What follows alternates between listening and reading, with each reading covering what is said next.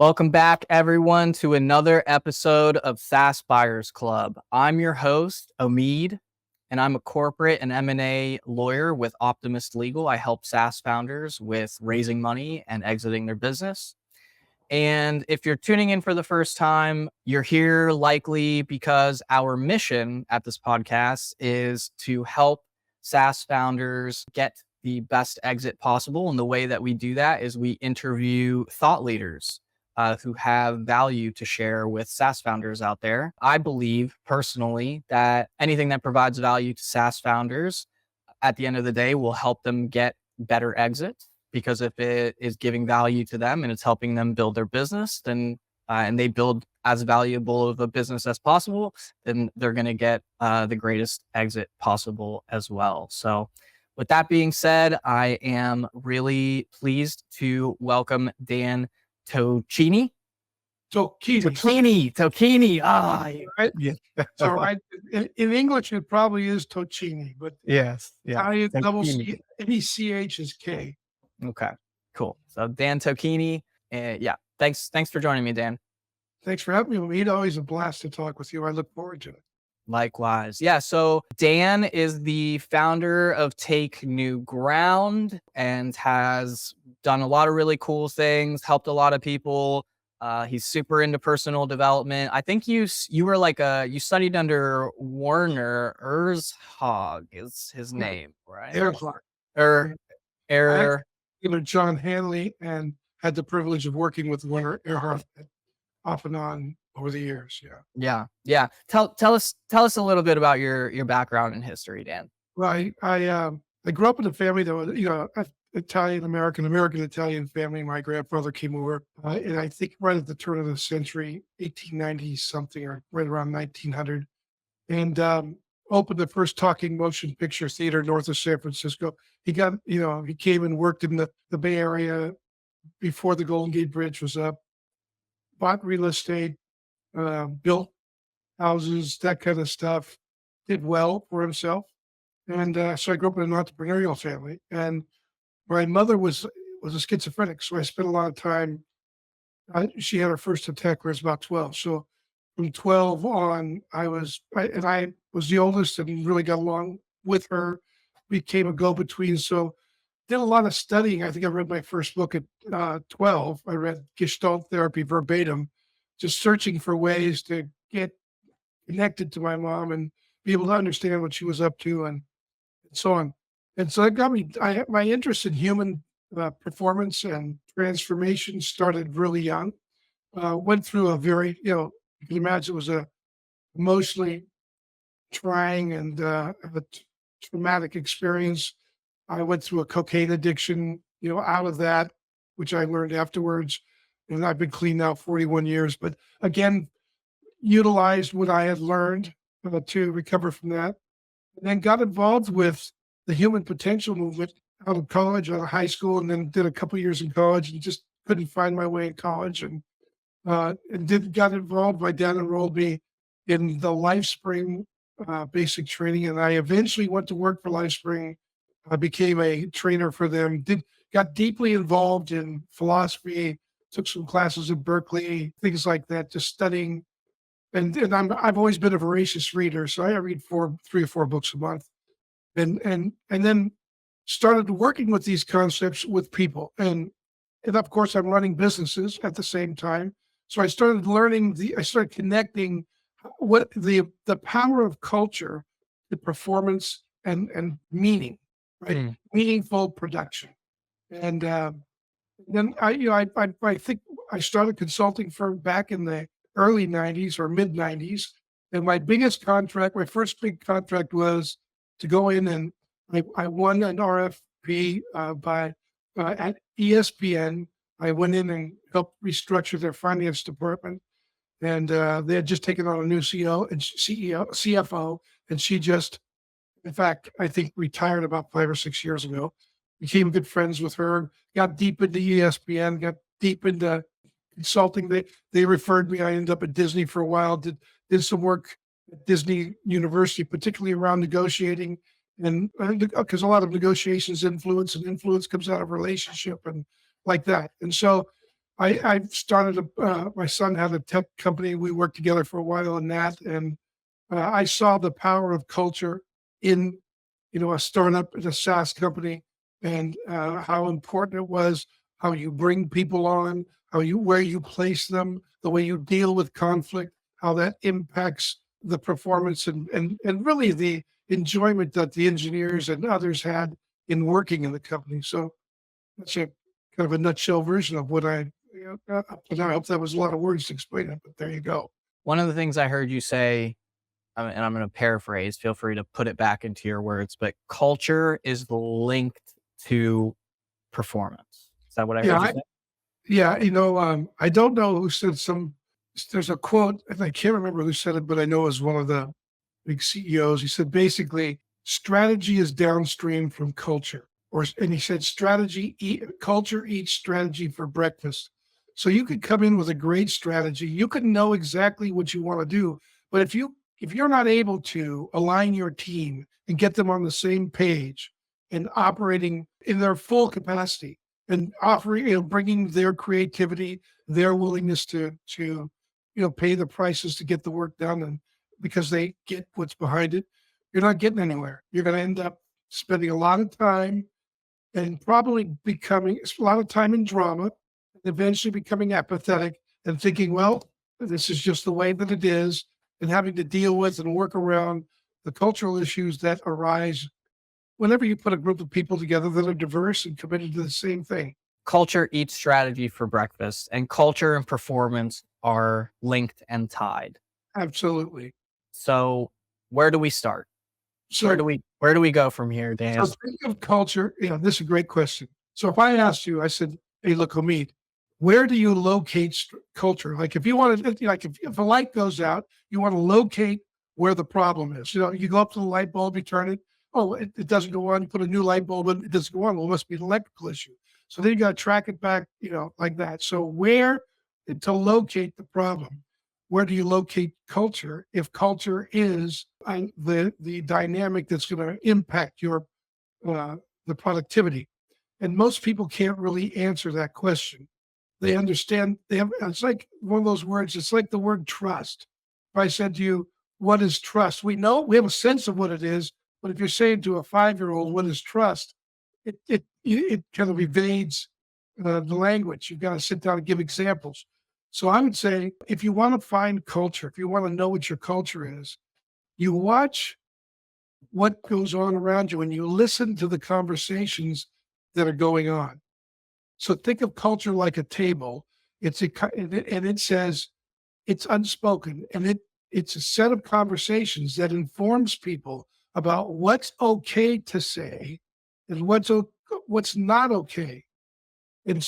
And we automatically start, as human beings, we get into a situation, we're already paying attention to see what it is okay to say, and how do I get along here, and how do I do well, and how do I get by and not cause trouble or not get myself hung up, etc. That's usually what people are concerned about. And how do I get what I want? If you watch and listen to what people are talking about, you're going to get in good touch with what your culture's about, because what they're talking about is what is okay and what is supported in the culture. So a lot of startups have a hard time having difficult conversations, for instance, because they don't want to piss somebody off who's producing well, but they're a prima donna. They don't want to talk to anybody. They want all this. They want to be a special case. They got to have everything their way. People have a hard time working with them, but because they are producing, we had a guy, I remember one company I was working with, who was, writing something like 1,000 lines of code a day, production code a day. Nobody wanted to mess with him, but he was, really tough to be around. So how do you do that? Like you got to really sit down and think about it. And very few leaders think about the secondary and tertiary impact of, let's say, letting something like that go in the culture, because now you're going to start losing support staff, or you're going to lose other people on the team, and other people begin to see that that's the way to work in order to get attention. So they try, it just creates all kind of mischief. So what I hear is, where we start is what's okay to say and what's not okay to say, and with listening. That's right. And you're listening to it because you can see it. Now, under the table or conversations that are not okay to say, but are influencing actions. So you got to get those conversations under the table, up on the table.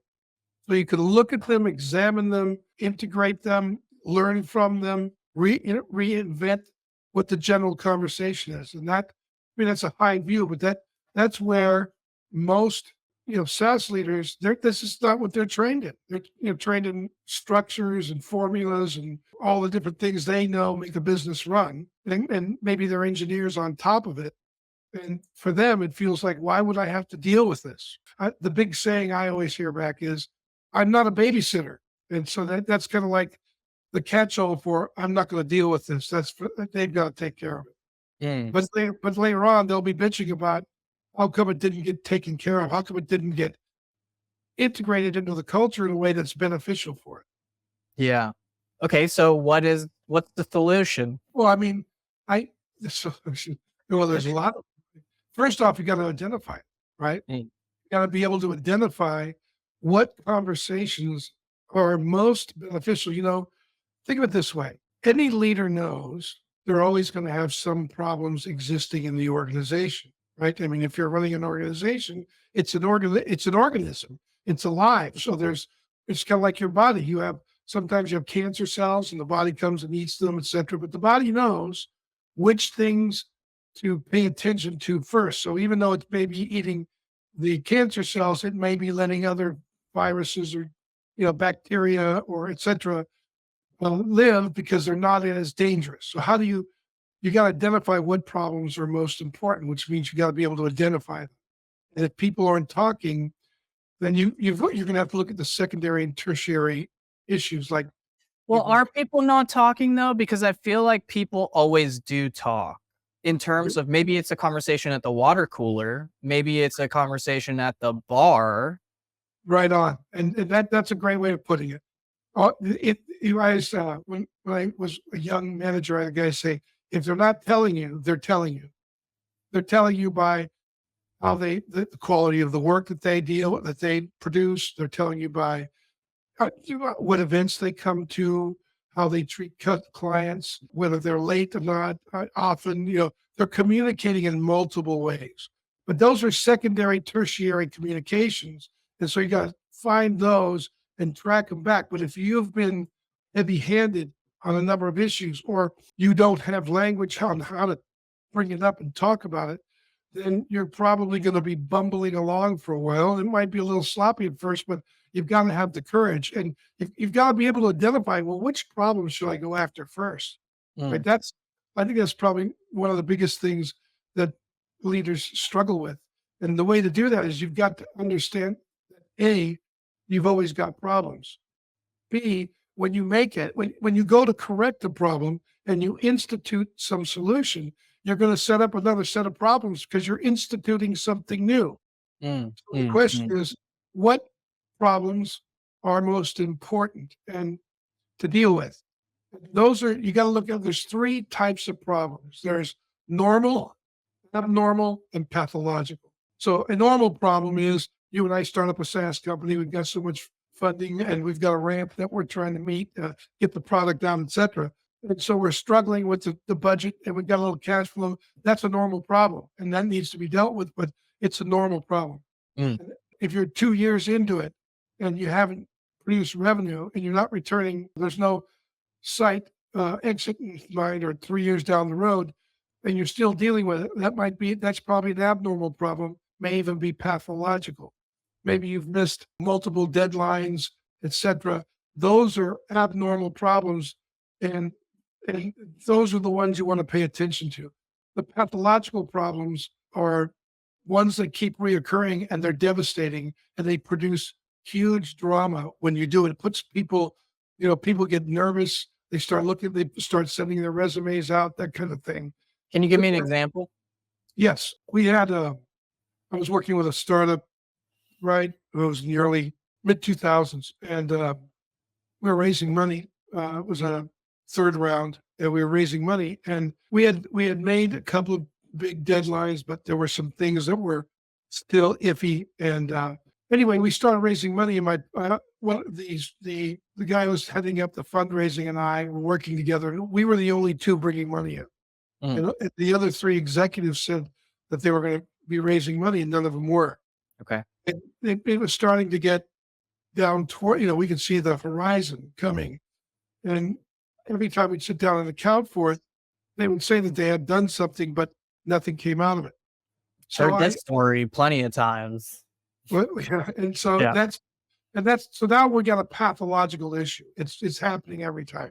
So Okay. I called, the CEO, and I was, hired basically as a chief of staff. So we called a staff meeting and had a conversation. And it started with the result. Look, here's what we've been doing.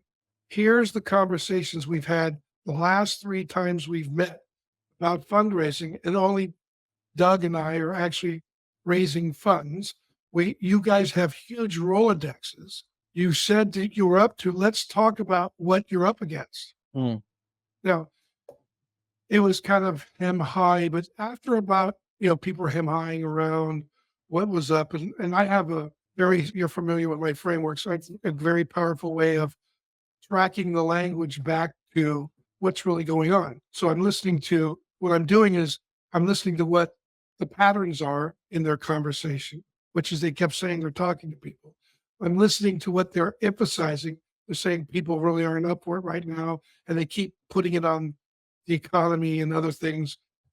But they're omitting the personal conversations they're having. So I started to ask them, well, who is this person for you? And, oh, they're close to you. Okay, good. Have you ever done business with them? Yes, we have. When did you do business with them? Well, I had a company. This was this was the CFO at the time.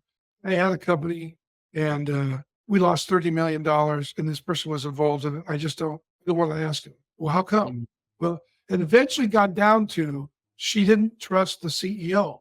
She felt like in her mind, the CEO, who was very phenomenal communicator, was lying or bullshitting about the organization and what it could do. And so once we got all that on the table, and then that opened up something for the CEO, and it opened something up for the CMO, and now we started getting down to it. And each of them had concerns because they'd been in situations where they raised money. The CEO, of course, didn't trust the CFO, and that worried her. And there was all this stuff that went back and forth. And eventually we got it cleared up. It took about an hour. 2 days later, we were done raising funds. And, they got really clear. And I asked them, I said, look, are you up for it? I was like, okay, look, if you don't want to raise funds, don't. But if you're going to do it, we have to know where we're at so we can take the appropriate action. And so they all committed to raise funds, and they went back out and did it. that's interesting. You know what came up for me listening to that story? Tell me. What came up for me is what was interesting was, and it actually, like I said, I mean, I've heard this instance a lot. I actually was just on a talk not too long ago. I was doing a series of co-founder agreement webinars, Right. essentially. And in these webinars, I always talk about how one of the most prevalent problems that I see for early stage startups is Mhm. two co-founders come together and they agree to do a business together, for example. But then what ends up happening is one of the founders is much more motivated than the other co-founder. Yes. And so one of the founders ends up doing all of the work, and then the other founder, for example, will give lip service where they're like, oh yeah, I'm like totally behind it. I'm like 100% with you. Maybe they'll even show up to meetings. If they're on the code side, they won't write a single line of code, for example. If they're on Yeah. the sales side, they won't, sell a single product, for example. And what I heard from your story was so you identified the problem. Hey, we're not raising funds. You identified whether it was a normal, abnormal, or a pathological problem. It was a With pattern that it said it happened 3 times over about a 45-day period. Same bullshit each time. First time, okay. Second time, okay. Third time, we need to talk. Yeah. So it was a pathological problem. Yep. And I would imagine that of all of the problems, the pathological ones that's our house is on fire. We need to address But that immediately. And But what I heard, which was interesting in the story, where my mind went, was when you talked to that lady who talked about how she had raised money and then her company had, failed, and that's always like a very traumatic experience for founders. She, in a way, like projected her lack of trust onto the CEO. But what comes up for me is like, it actually makes me wonder if the lack of trust actually has nothing to do with the CEO and has more to do with her own experience with the startup in the past. Well, absolutely. But we didn't even need to say that. Once she started, like the psychological aspects, I think that's pretty accurate. But the psychological aspects take care of themselves when a person finds language on the feelings that they're having, then they can Mm, make a decision about where they really stand after that. And this gal, courageous she is and she just got off it and went and she realized what was up. I mean, it was a tremendous breakthrough for her. I had the same issue on a coding side. We I was working with a company and they hired this new guy to come in he had I don't know, forgot what they called it, but basically it's an editor that that goes into the software, and this guy was famous for developing them, and he wasn't getting anywhere, and and then he disappeared, and this guy's really well known, and so I hunted him down and asked him what's up, and he says, I don't want to rag on anybody. I go, well, do you want to get your work done that we paid you for? And he goes, yeah, I do. And I said, okay, good. What's the issue? Well, it turned out that the CTO didn't like him and the CTO was blocking him in every way. And what I ended up having to do was getting this guy, first off, getting him to come back in to have a conversation with the CTO. That was the first thing. mm, Second thing was I had to get the CTO to come to the table, and the CTO was a Finnish guy who pretty, just different culture, and really didn't want to deal with this. The other guy was an American, and a pretty famous developer, and I think there was some jealousy or whatever. mm. But I just basically sat down, and what we had to do was we had a good conversation. The Finnish guy was very honest about his judgments, and the American was pretty honest, like, how do I work with that? And so I just drew out a parade of horribles. Okay, let's say we don't get this done. What in the next 90 days, what's going to happen? What future's coming down the pipe? And my point was, well, if it doesn't happen, Mr. CTO, you're out of here. It's that simple. I mean, you're basically saying your judgments of this gentleman are greater than your willingness to get the job done. You've brought nothing else to the table. You're just going to hold your position, and that's what's going to happen. Well, he basically chose not to, so we fired him and got a CTO, and then we handled the deal. So it worked. And this guy, as soon as this guy was gone, of course, this guy went to work. Now they're Mm. both working out, but the developer couldn't get what he needed from the team because the Yeah, CTO. he's responding to the way this guy is showing up. So that's when you find out what you need to do. But a lot of people don't want to have. It was a very hard thing to go fire our CTO. This company wasn't Right. easy to do, and he understood. I mean, he walked away. He got it. It wasn't. He just didn't want to do it.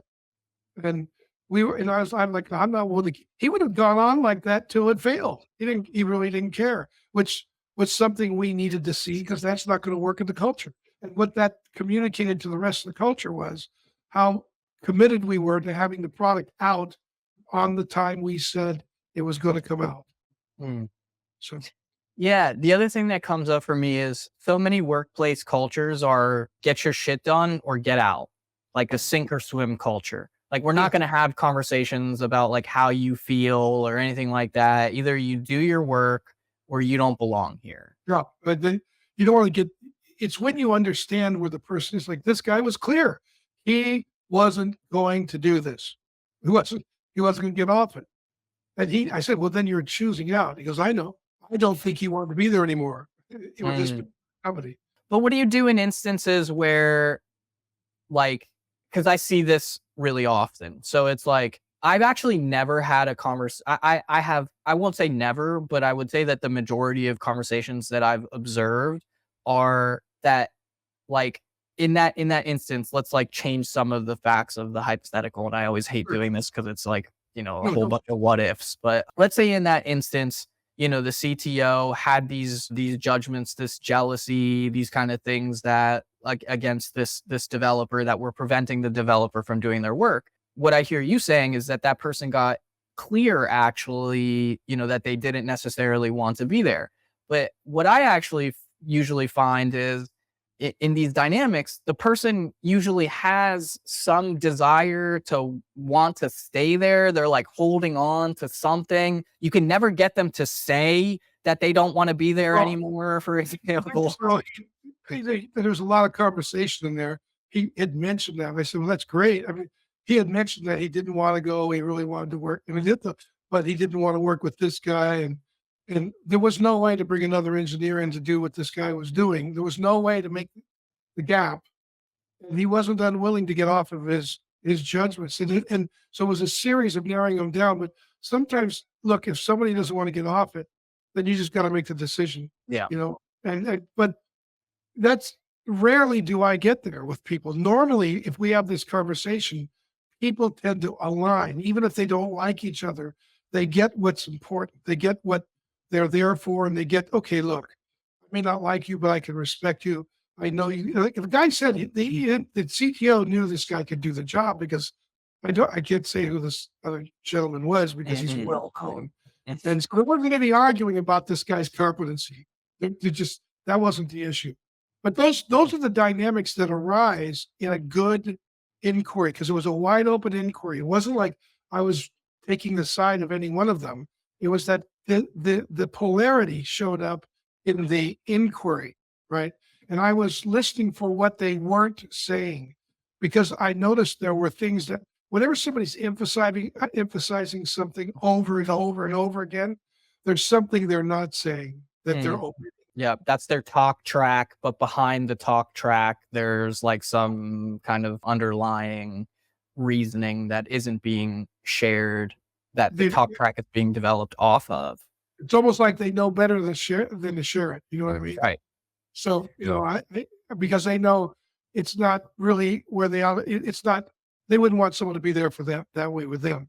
Something like that. Or they feel like they're going to get fired, or they think they're going to be excluded. Something's at stake, for example, that they have fear around what the consequence of them, And if they can get out and put words on that, it's amazing how when people talk about something, it starts to change. So I found that most people, if they can talk about what's really there, and there's an open hand about it, they'll do it. But there are plenty of people who just are too proud to do that. They don't want it. So they'd rather move on, or they'd rather make the other person wrong, and they're not good. And since they are not the other person, and the other person's not willing to get off, and it's like this dynamic. And so at some point you have to make a decision if it gets locked up like that. But like I said, I mean, we're talking about rare occasions. What I just talked about is something that's rare for me when I'm working with a team, but it does come up. It happens. In fact, when you start to change a culture, you're going to find that sometimes even your best producers may not be a fit,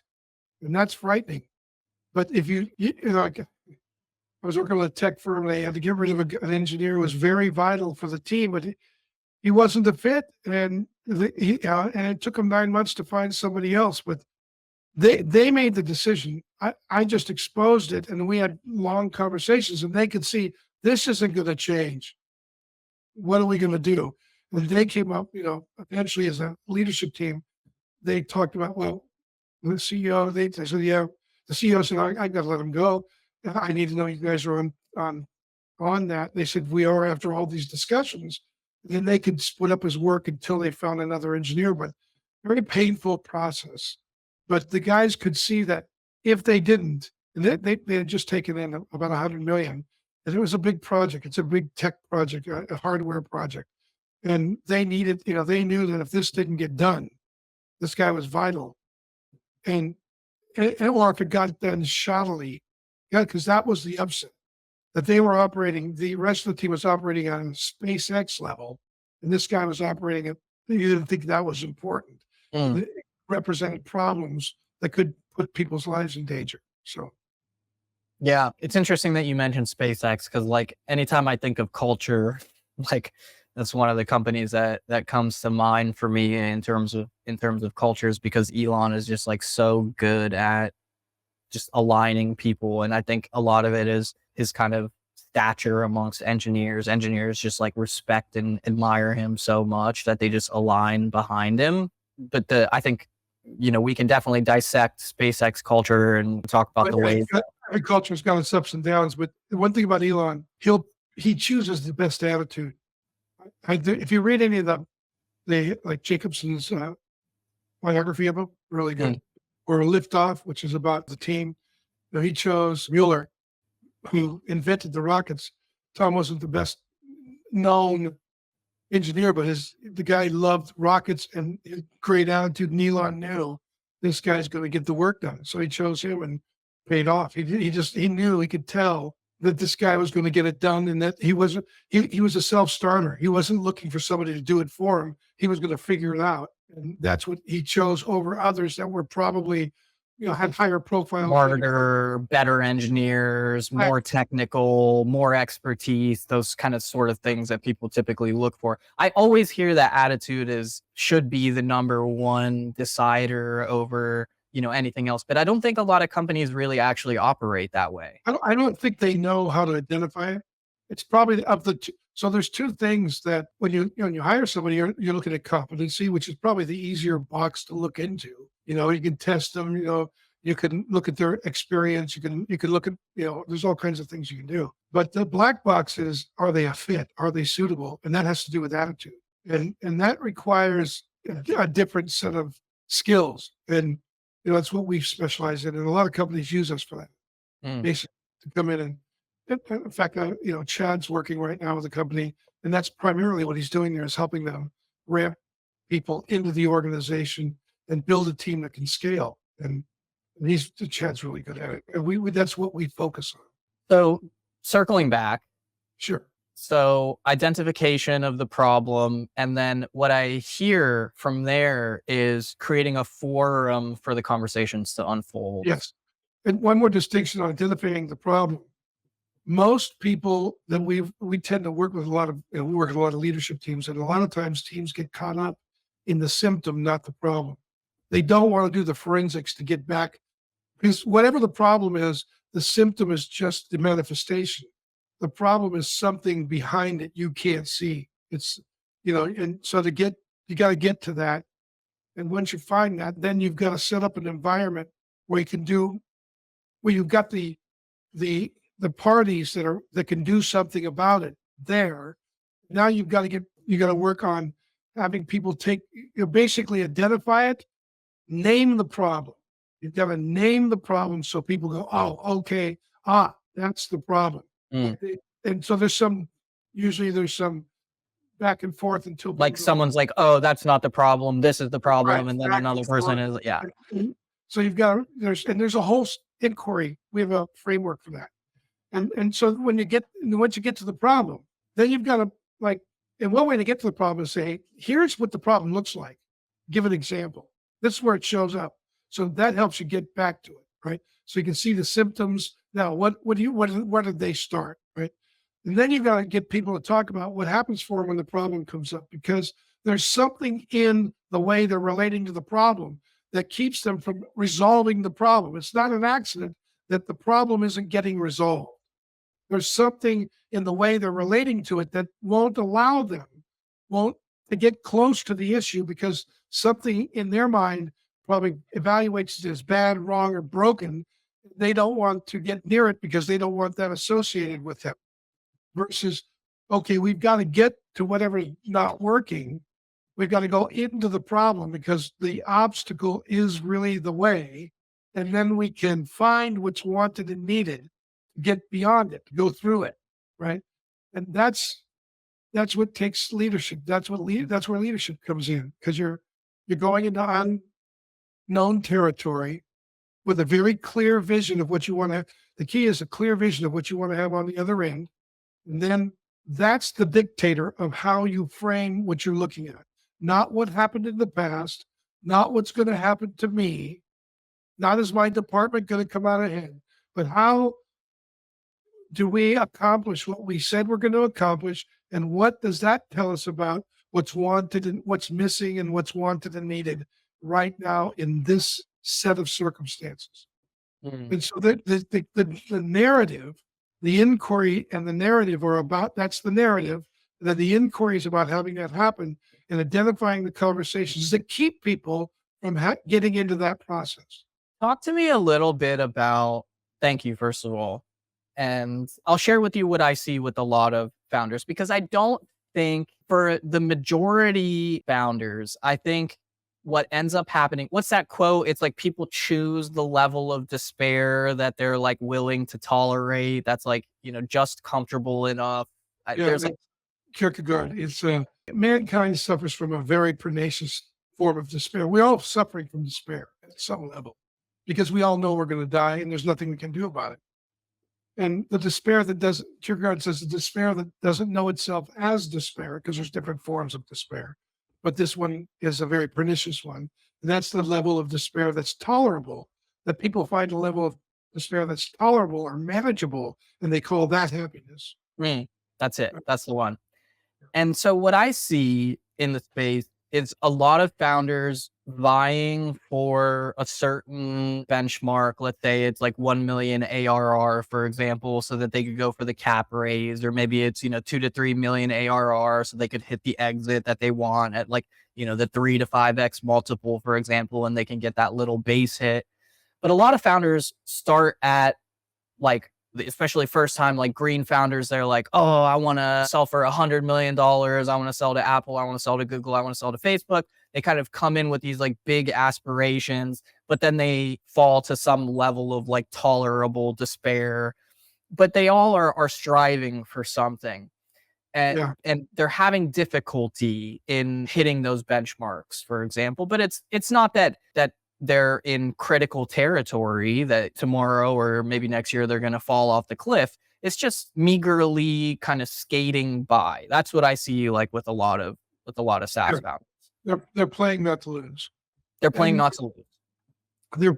And there's usually conversations. That means there are conversations they don't want to have, because if they have them, whatever the status quo is going to be disrupted. And they don't know what's on the other side of it. And what they have is at least tolerable, but it isn't what they dreamt of. And so they are now faced with either having that those set of conversations that they intuit more than anything else, or living in this compromised state until they can find a way to escape and get into another company. You just got to be real about it. None of us are getting that. One of the things I realized as a young, early age, because of the work I do, is we're going to die, and there's nothing I can do about that. And so I don't know what I'm preserving, because nothing's coming. I'm taking nothing with me, so I might as well play as hard as I can, whatever I do. And so that's going to mean that I'm going to probably break some eggs, and I'm going to suffer from that and learn. But I'm going to, if I'm going to have an adventure, then that's the way to play. At least that's kind of how I live up to it. And if you think about it, if you're a SaaS operator, well, you've kind of chosen that path because you've gone into the unknown, and you're either going to charge into it with some confidence, not like you're certain how it's going to turn out, but you're confident that no matter what comes up, you're going to find a way. And that means you're willing to die the 1,000 deaths it takes to find what it's going to take from you and the team to bring it forth. And you want to orient people to that. Too many guys get into kind of a scarcity mindset, and I need this engineer, I can't find this engineer anywhere else, and this is the only one, and I know they want more than they can, and they're all special cased, and they're going to get some special deal nobody else is going to get, and then they're talking about that. The other guys are going, well, what about us? And then somebody does a good job, and they come back and go, well, if you want me to, I want the same deal he's got. And it gets ugly. But if you're really straight with people, and you set your standards and your boundaries and you hold them, and that doesn't mean you don't make an exception from time to time, but you got to be really careful, because the secondary and tertiary impacts of breaking your values or, making exceptions is profound. If you're not, especially if you're not paying attention. So what would you recommend for those founders that are playing not to lose? The ones that are, they're doing all right. They're growing slow. Like maybe they're not hitting their goals exactly. They have their eye on that 1 million ARR mark, but they're not exactly there, for example. And maybe they're having like a little bit of difficulty, but not enough to where they're like, oh, this is like code red alert. All right. Look, I say you sit down. Here's what I coached a company. When I started coaching them, they were at 500,000 ARR. This 4 years later, they're at 9 million ARR this year. And one of the things we did that I think really started to break it up is the two founders were very different people. And they were committed to different. Now, being different people is not a problem. Being committed to something that you're aligned behind, where one's committed to playing it safe and wanting a lifestyle, the other one wants to take the hill. Now you got issues. And there was a constant edge between them. And when we got clear about, we got language on, the edge was coming mainly out of one partner wanted to play it safe. The other partner wanted to go for it.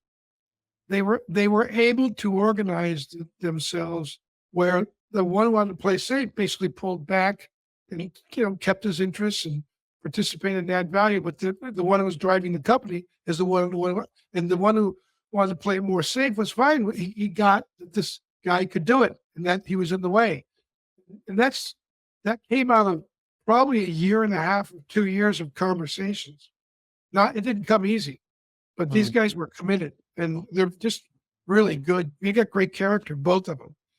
And they just were willing to have the honest conversations. That thing broke loose and they're on a roll, man. And I think I invested in the company. I think they're going to do, are committed to 50 million or 100 million. I think it is in 5 years or 6 years. I think they're going to do it. I believe they've got the stuff. And so what happened? So this guy, wanted to play it safe. He kind of was dragging the company along. This other guy, he does very well financially. Doesn't want the stress of, it's a lot, it's 100 million a year in ARR. A lot. It's big. Yeah. That's not just there's a science in there.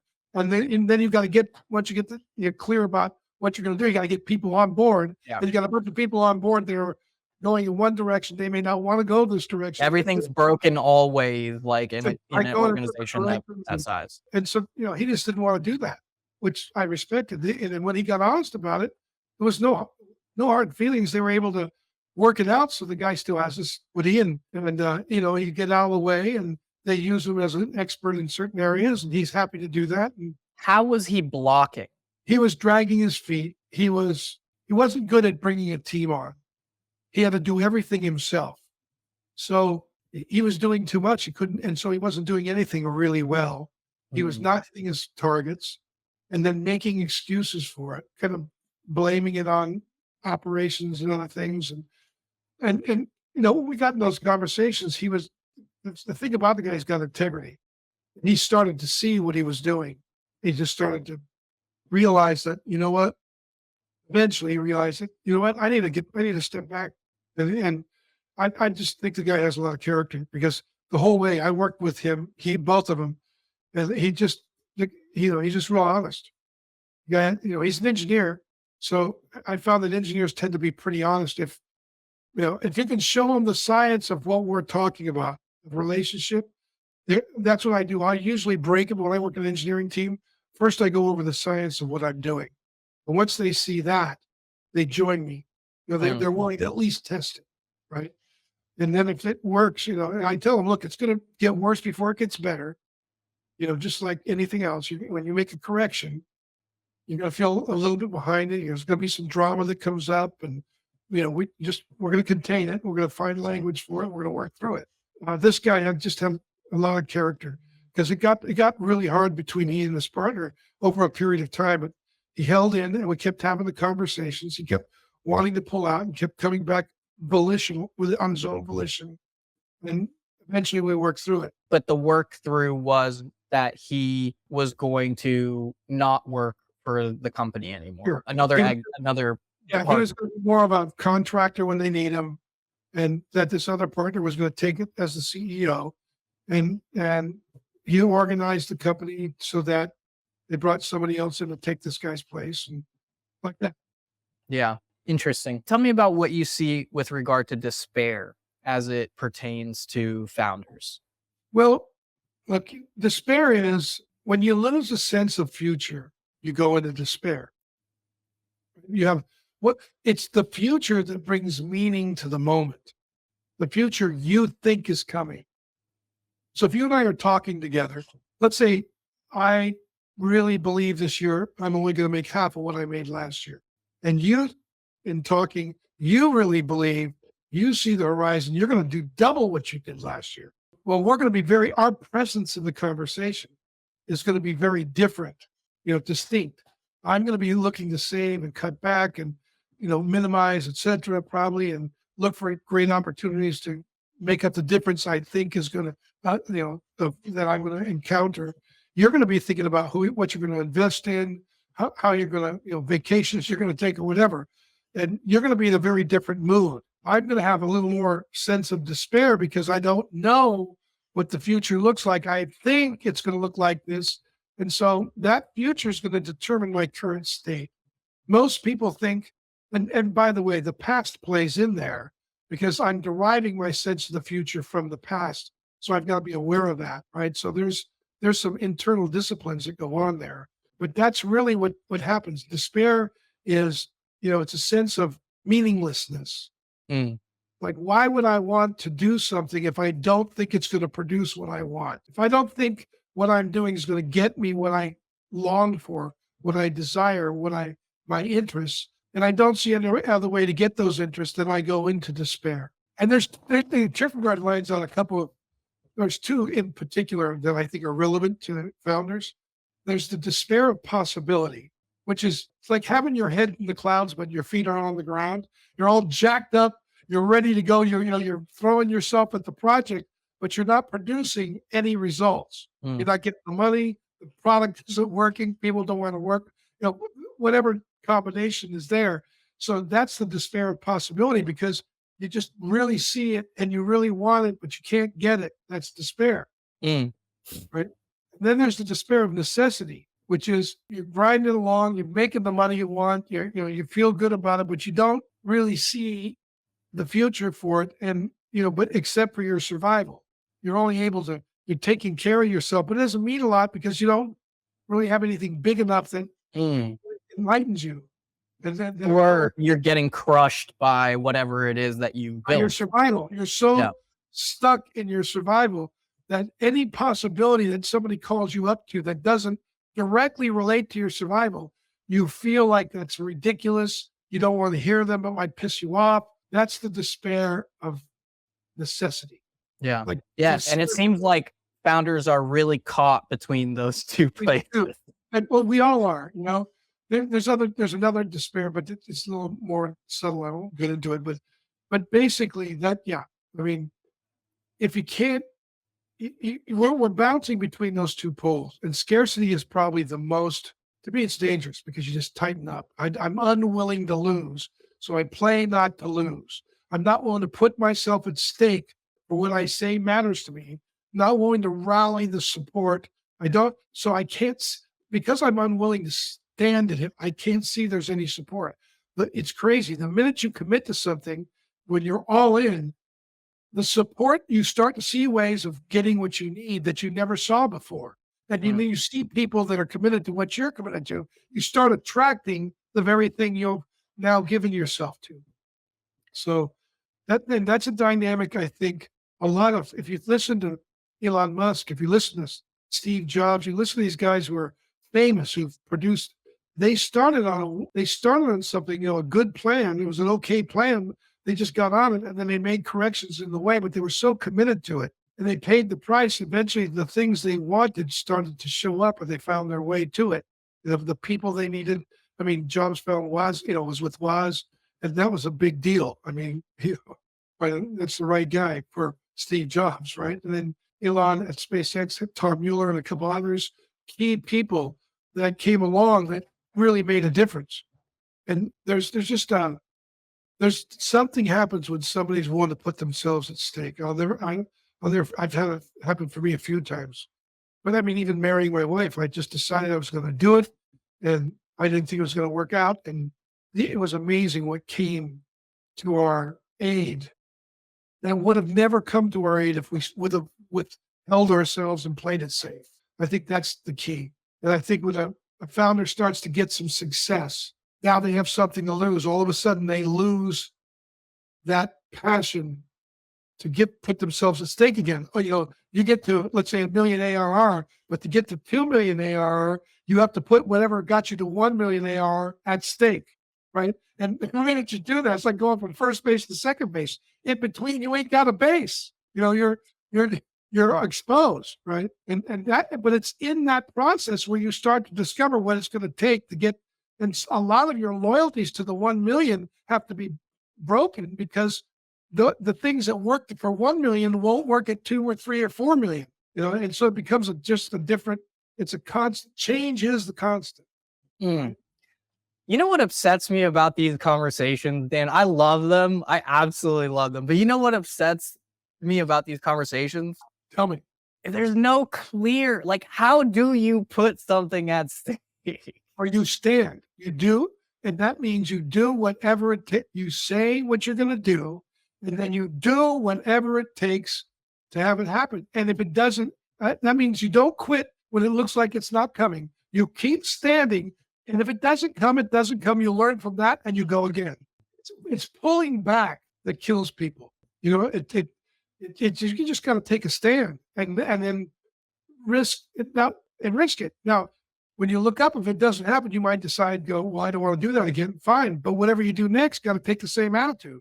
Okay, I'm 68. Yeah.